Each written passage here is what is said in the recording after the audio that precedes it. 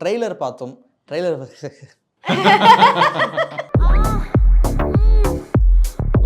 ஆச்சி அதிரசமா விடுங்க, கையில தட்டி சூடான எண்ணெயில பொரிச்சா அதிரசம் ரெடி. நான் உங்ககிட்ட இருந்து இது நாங்க இப்படி ஒரு கண்டென்ட் நாங்க எக்ஸ்பெக்ட் பண்ணல. டிவியில பார்த்ததுனால நிறைய பேருக்கு அந்த வட்டத்துக்குள்ளேயே நான் அடைக்கணும்னு நினைப்பாங்க. அதை தாண்டி நிறைய விஷயங்கள் இருக்குன்னு சொல்ற ஒரு முயற்சி தான் ஒரு ஆர்டிஸ்டோட வாழ்க்கை. அடைக்காதீங்க, எனக்கு இன்னும் கொஞ்சம் ஸ்பேஸ் கொடுங்க, I want to do more, I have the capacity to do more அப்படின்னு சொல்ற ஒரு எடுத்துக்காட்டு தான் இந்த படம். Whole concept of this web series சமூகத்துல சொல்லப்படாத நிறைய விஷயங்கள் இருக்கும். எஸ்பெஷலி பேசக்கூடாது, இன்டிமசி பத்தின விஷயங்கள், செக்ஷுவாலிட்டி டேபுவான விஷயங்கள் எல்லாமே மறைச்சுதான் வைக்கணும்னு அவசியம் இல்லை. அது சொல்லலாம், வெளிப்படையா பேசலாம். Sex education in this country is a joke. நீங்க சொல்லுங்க, அவருக்குள்ள இருக்கிற டைரக்டர் எப்போ நீங்க பாத்தீங்க? லவ் சினிமால வெறும்னா ஒரு ஃபேஸா மட்டும் இல்லாம அதோட பல கிராஃப்ட்ஸை நம்ம கத்துக்கணும், அதுல நம்ம எக்ஸ்ப்ளோர் பண்ணுவோம் அப்படிங்கிற அந்த ஒரு ஆசை முதல்ல இருந்தே இருந்தது. ஐ am actually his associate in this project. நாங்க ஒரு புஷ்கர் காயத்ரி லைட். லுக் நல்லா இல்ல, நீ நல்லா இல்ல, நீ இது சரியில்லை, இதுக்கு சூட்டே ஆக மாட்டேன் அப்படின்னு சொன்னாலும் அதை அஃபெக்ட் பண்ணாம ஏத்துக்கணும். ஆனா அவ்வளவு வல்னரபிளாவும் இருக்கணும். சினிமாக்குள்ள போக ஆரம்பிச்சதுக்கு அப்புறம், நான் நடிக்க ஆரம்பிச்சதுக்கு அப்புறம் டிவி எல்லாம் கொஞ்சம் நான் வேணான்னு. ஃபர்ஸ்ட் எப்படி இருக்கீங்க?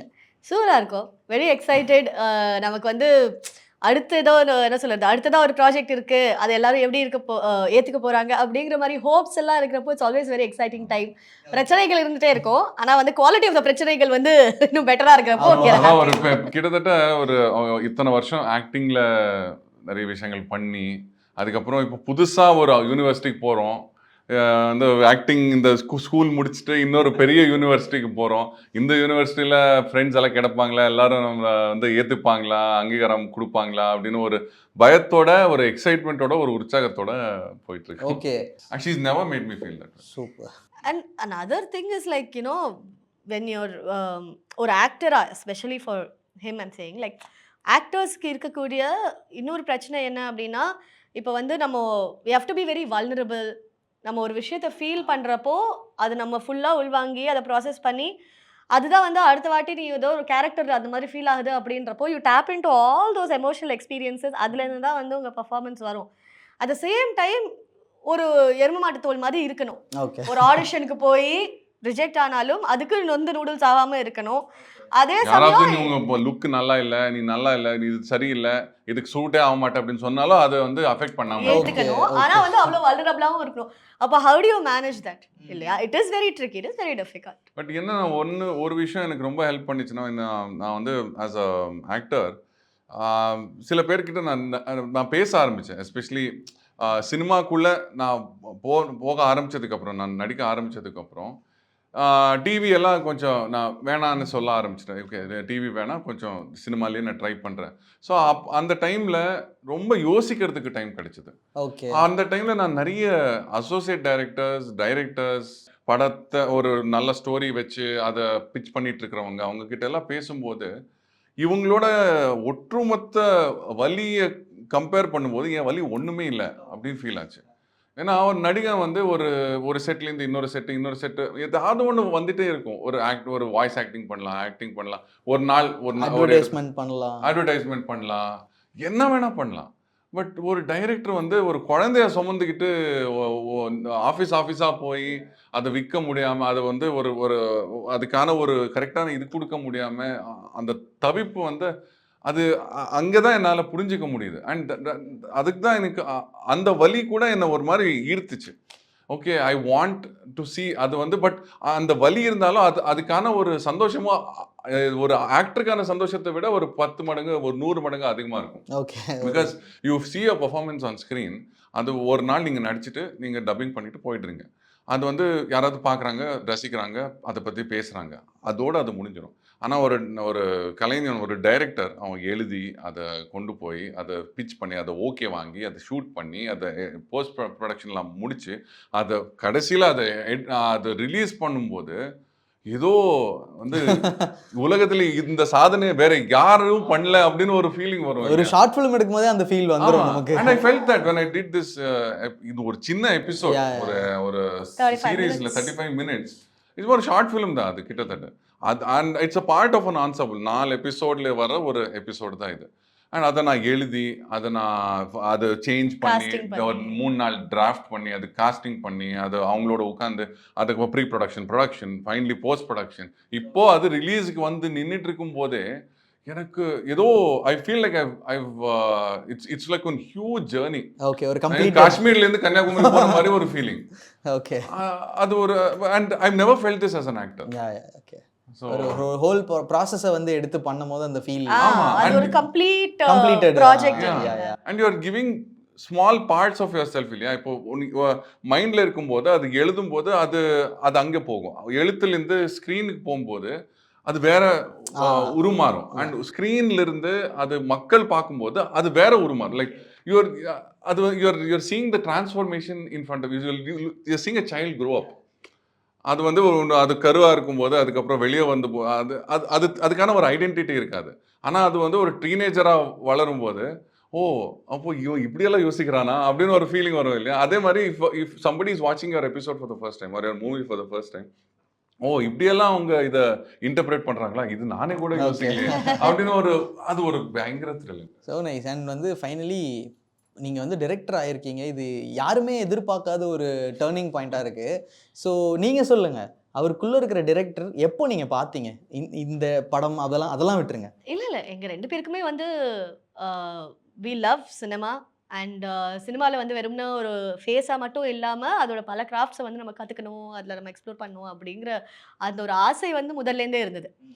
அண்ட் நான் in fact I was first interested in direction தான். அப்போ வந்து எனக்கு ஆமாம். So I am actually his associate in this project. நாங்க வந்து ஒரு புஷ்கர் காயத்ரி லைட். Okay okay ma'am sir. So நான் வந்துட்டு actually I even wanted to pursue. நான் ஃபர்ஸ்ட் வந்து தர்மணி ஃபிலிம் இன்ஸ்டியூட்டுக்கு போய் கற்றுக்கணும் அப்படின்ற ஐடியாவில் தான் இருந்தேன். அப்புறம் வீட்டில் வந்துட்டு வாய் மூட்டு எங்கேயாவது நல்ல டிகிரி காலேஜ்க்கு அப்போ அப்படின்ட்டாங்க. Then I did my BSc in electronic media. அதுக்கப்புறமா வந்து கன்வின்ஸ் பண்ணி புனே ஃபிலிம் இன்ஸ்டியூட்டில் டைரக்ஷனுக்கு என்ரோல் பண்ணி எனக்கு சீட்டும் கிடச்சிருச்சு. First rank. அதுலயும் என்னங்க ரொம்ப அநியாயமா இருக்கு. என்ட்ரன்ஸ் எக்ஸாம் எழுதி அது ஃபர்ஸ்ட் ரேங்க் வாங்கிட்டாங்க. அதுக்கப்புறம் ஆனால் ஐ டென்ட் டேக் இட் அப். துபாயில் ஒரு வேலை கிடச்சி அங்கே போகலாம் அப்படின்னு சொல்லிட்டு ஐ வென்ட் தேர். ஸோ அங்கே சுற்றி இங்கே சுற்றி நமக்கு ஏதோ ஒரு விதத்தில் வந்து வில் ஃபீல் இல்லையா? So when I started doubting, நான் ரொம்ப இங்கே இந்த ஜாப்லேருந்து அந்த ஜாப் அங்கேருந்து அங்கேன்னு தாவிட்டு இருக்கேன்னு சொல்கிறப்போ he was the one who said, உனக்கு ஆக்சுவலி ஆழ் மனசில் உன்னோட ஆசை எப்பயுமே வந்து ஃபில்ம் மேக்கிங்கில் தான் இருந்திருக்கு. நீ அதை விட்டுட்டு அதை சுற்றி இருக்கிற எல்லாத்தையுமே பண்ணுற. நீ வந்து ஓடிடிக்கு போகிற, டிவிக்கு போகிற, ரேடியோக்கு போகிற, கண்டென்ட் ப்ரமோஷன் பண்ணுற, ஆனால் அதை மட்டும் பண்ண மாட்டேங்கிற அப்படின்னு சொல்லி இவர் தான் வந்துட்டு என்னை என்கரேஜ் பண்ணார். தென் ஐ செட் ஓகே பண்ணிடணும், யூ ஒன்லி லிவ் ஒன்ஸ். அந்த யோலோ வந்துட்டு is not just for travelling, bungee jumping அதெல்லாம் கிடையாது. முதல்ல ஆக்சுவலி இதில் தான் வந்து யோலோ. அதனால நான் வந்துட்டு சரி okay let's take this up அப்படின்னு ஐ டுக் இட் அப். அப்புறம் நான் வந்து இவர்கிட்ட வீட்டில் ராத்திரி உட்காந்துட்டு இன்னைக்கு என்னாச்சு தெரியுமா, இன்னைக்கு எப்படி போச்சு தெரியுமா அப்படின்னா சொல்கிறப்போ he was like I also wish எனக்கும் வேணும் இது அப்படின்ற மாதிரி. because somewhere inside him there is that passion to create. Okay. And முன்னாடியே சொல்லிட்டு இருப்பாரு, நான் ஆக்டராக இருக்கேன், but I think I also want to produce content. எனக்கு வந்து டைரக்ட் பண்ணும், எனக்கு ப்ரொடியூஸ் பண்ணும் அப்படின்ற ஐடியா இருந்தது. இதுக்கு முன்னாடி வந்து டாலர்ஸ் டைரிஸ் அப்படின்ற ஒரு வெப் சீரிஸ் இவர் தான் எழுதினார். He acted in that project and he also produce the web series. MX பிளேயரில் இருக்கும் அது. ஸோ அந்த டைம்லேயே வந்து நம்ம எழுதுகிறப்போ விஷுவலைஸ் பண்ண ஆரம்பிச்சிடுவோம். அப்போவே வந்து ஸ்லைட்டாக இது நான் இப்படி தான் விஷுவலைஸ் பண்ணேன் அப்படின்னு சொல்லி we use to talk about these things.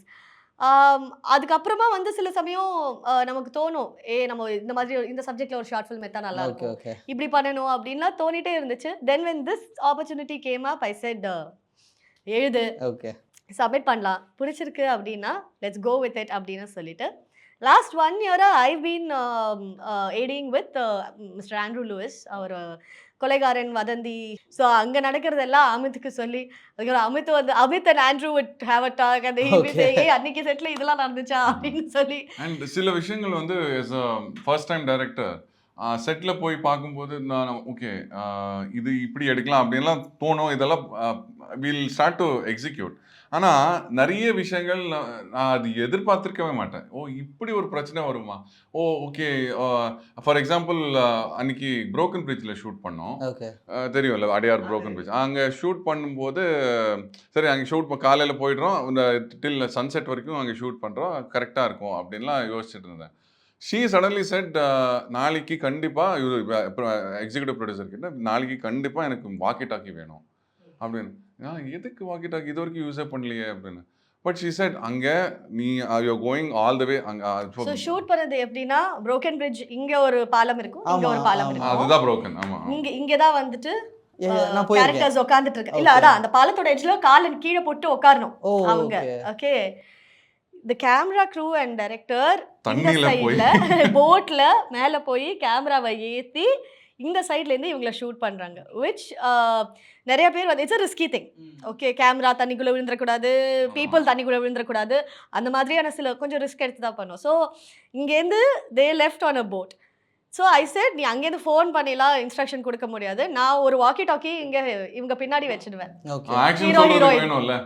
So அவங்க வந்து அவங்களுக்கு ஒரு வாக்கி டாக்கி கொடுத்து, இவங்க ஒரு வாக்கி டாக்கி வச்சு, நான் ஒரு வாக்கி டாக்கி வச்சு, அப்புறம் எக்ஸிக்யூட்டிவ் ப்ரொடியூசருக்கு ஒரு வாக்கி பின்னாடி டாக்கி. க்ரௌட் கிளியர் பண்ணுங்க, அங்கேருந்து யாரெல்லாம் தெரியுறீங்க, ஃபீல் கிளியர்னு கத்தி கத்தி, அதுக்கப்புறம் நடுவுல நானே வரேன் நான் ஃபீல்ட்ல ஐயோன்னு சொல்லி நான் அப்படியே ஃபிளாட்டா படுத்து. என்னங்க சொல்றீங்க? ஐயோ. ஸோ இதெல்லாம் எனக்கு தெரியல. ஆமா இல்ல, இது மட்டும் இந்த வாக்கி டாக்கி மட்டும் இல்லைன்னா இன்னைக்கு ரொம்ப கஷ்டப்பட்டிருப்போம். எக்ஸாஸ்ட் ஆயிருப்பீங்க அந்த ஆமா, டைம்ல. அந்த வாக்கி டாக்கி உள்ள இந்த தண்ணிக்குள்ள போட்டாச்சு மேடம். இவ்வளவு கேட்டு தண்ணியில போடுங்க. கொஞ்சம் ஆக்சிடென்ட்ஸ் நடக்கும் ஷூட்டிங் ஸ்பாட்ல, அது அதோட முடிஞ்சதேன்னு எனக்கு சந்தோஷம். இவங்க தெளிவாவும் இருப்பாங்க, குழந்தைத்தனமாவும் இருப்பாங்க. அதுதான் எங்களோட ஒரு ஹைலைட். ஒரு 2 பேக்கேஜ் கம்ப்ளீட் பேக்கேஜ்ல அது வந்து ஒரு கான்ட்ரடிக்ஷன் எப்போ. எல்லாம் சார்ட்டட் அப்படின்னு நினைக்கிறப்போ அந்த நிலைமையில இருக்காதீங்க, சம்பவம் நடக்கும். அது ஒண்ணு வேணும்ல. ஒரு விஷயம் பண்ணும்போது வேணும்னே அது நடந்தா அந்த ஆமா, கண்ணு ஆமா. போயிடும். கண்ணு போனா போது ஒரு வாக்கி டாக்கி தானே தண்ணி தூக்கி போடு. ஆமா. அது அவன் கிடைக்கிற அவன் பண்ணட்டும் அதுக்கு. இல்ல பட் இன் ஆல் ஆனஸ்டி நம்ம வந்து சில விஷயங்களை எக்ஸிக்யூட் பண்ணணும் அப்படின்னு நினைப்போம். அந்த விஷயங்களை எக்ஸிக்யூட் பண்ணதுக்கு ப்ராக்டிக்கலாக சில டிஃபிகல்ட்டிஸ் இருக்கும், அதை ப்ராக்டிக்கலாக சில சொல்யூஷன்ஸும் இருக்கும். அதெல்லாம் எப்படி நம்ம ப்ரீஎம்ப்ட் பண்ணணும் அப்படிங்கறத நான் நிறைய கத்துக்கிட்டேன் என்னோட. முன்கூட்டியாவே யோசிச்சிடணும் இந்த. பட் அது பண்ணலன்னா, ஆன்செட் எக்ஸ்பீரியன்ஸ் இல்லைன்னா அந்த முன்கூட்டி இது அந்த அறிவு வராது. ஸோ அது வந்து எனக்கு ரொம்ப யூஸ்ஃபுல்லாக போச்சு. ஸோ இப்போ நம்ம வந்து இங்கே கேமரா வச்சிருக்கோம், தொலை தூரத்தில் வந்து ஒரு கார் இருக்கு அப்படின்னா இங்கேருந்து நீங்கள் ஆக்ஷன் சொன்னாலும் அவங்களுக்கு கேட்காது. ஸோ பின்னாடி சீட்டில் யாராவது ஒரு ஏடி போய் உட்காந்து சார் ஆக்ஷன்ஸ் அப்படின்னா அந்த வாக்கி டாக்கியை வச்சுட்டு மறைவாக உட்காந்துட்டு அதுக்கப்புறம் கார் பாசிங். நான் நிறைய விஷயம் தெரிஞ்சிருக்குங்க உங்களுக்கு. அந்த மாதிரியான சில விஷயங்கள்லாம் கற்றுக்கிட்டு அதுக்கப்புறமா I was able to help him அப்படின்னாலே I was very happy. And ஜென்ரலாகவே எங்கள் 2 பேருக்குமே we always wanted to work together. So we love working together. அதனால we are looking forward to doing this together. And trailer பார்த்தோம். Trailer ரொம்ப நல்லாவே இருந்துச்சு. And அந்த ட்ரெய்லரோட கண்டென்ட் வந்து பார்த்தீங்கன்னா ஒரு புதுமையான ஒரு கண்டென்ட். ஆனால் உங்ககிட்ட இருந்து இது நாங்கள் வந்து இப்படி ஒரு கண்டென்ட் நாங்கள் எக்ஸ்பெக்ட் பண்ணல. இதுதான் நீங்க செய்யற தவறு. இந்த மாதிரி தான் வந்து நான் ஒருத்தர்கிட்ட ஒரு நரேஷன் கொடுக்க போனப்போ, ஓ இதுதான் கதை எல்லாம் சொல்லி முடிச்சதுக்கு அப்புறமா ஓகேங்க கதை நல்லா இருக்கு, அதுவும் ஃபேமிலி சப்ஜெக்டா சொல்ல போறீங்க நினைச்சேன் அப்படின்னா ஐ சார் என்னங்க ஏன் நாங்க இந்த மாதிரிலாம் பண்ண மாட்டோமா அப்படின்ற மாதிரி. இல்ல யூஸ்வலா எஸ்பெஷலி டிவியில பார்த்ததுனால நிறைய பேருக்கு அந்த வட்டத்துக்குள்ளேயே நான் அடைக்கணும்னு நினைப்பாங்க. பட் அதை தாண்டி நிறைய விஷயங்கள் இருக்குன்னு சொல்ற ஒரு முயற்சி தான் ஒரு ஆர்டிஸ்டோட வாழ்க்கை. பிகாஸ் என்னை இப்படி அடைக்காதீங்க, எனக்கு இன்னும் கொஞ்சம் ஸ்பேஸ் கொடுங்க, I want to do more, I have the capacity to do more அப்படின்னு சொல்ற ஒரு எடுத்துக்காட்டு தான் இந்த படம். ஓகே, டெல் அபவுட் சம் கள்ளக்காதல் பத்தி கொஞ்சம் சொல்லுங்க. உங்க கள்ளக்காதல் பத்தி கொஞ்சம் சொல்லுங்க. இப்படி கேட்டா தம்ப்நெயிலுக்கு கரெக்டா இருக்கும். ஏன் கள்ளக்காதல் பத்தி? கள்ளக்காதல், நல்ல காதல், கொள்ள காதல் எல்லாம் இங்க தான் இருக்கு. சோ இது வந்து ப்ரோமோலே ஃபர்ஸ்ட் கட்டா வரும் ப்ரோ. எல்லாமே இங்க இருக்கு. ஆமா, ப்ரோமோ என்ன வேணா போடுங்க. நான் வந்து நிறைய கண்டென்ட் கொடுப்போம் இந்த மாதிரி தம்ப்நெயில்ல போடுறதுக்கு. அதுக்கு அமித் ஓபன்ஸ் அபவுட் இஸ் கள்ளக்காதல் வித் அவங்க வைஃபை வச்சுக்கிட்டே. இது வந்து நீங்க போட்டீங்கன்னா உடனே இது காமெண்ட்ல வந்து அதெல்லாம் தெரியும் நீங்க வந்து இந்த மாதிரி இந்த தம்ப்நெயில் வச்சுதான் நீங்க கூப்பிடுவீங்க. நான் இந்த கமெண்ட் போடுறதுக்காகவே வந்தேன். ஸோ இட் வாஸ் ஸோ இது வந்து அது ஒரு சின்ன கிசுகிசுப்பு தான் அந்த டைட்டில். அந்த டைட்டில் பின்னாடி ஒரு கதை இருக்கு. அது எபிசோட் பார்த்தா தான் உங்களுக்கு புரியும். ஸோ இப்போ சொன்னா அந்த சுவாரஸ்யம் போயிடும். ஓகே. ஸோ பட் அது it is the whole concept of this web series சமூகத்துல சொல்லப்படாத நிறைய விஷயங்கள் இருக்கும் இதை இல்லையா? பத்தி எஸ்பெஷலி பேசக்கூடாது. இன்டிமெசி பத்தின விஷயங்கள், Okay, okay. Sexuality Taboo. டேபுவான விஷயங்கள்.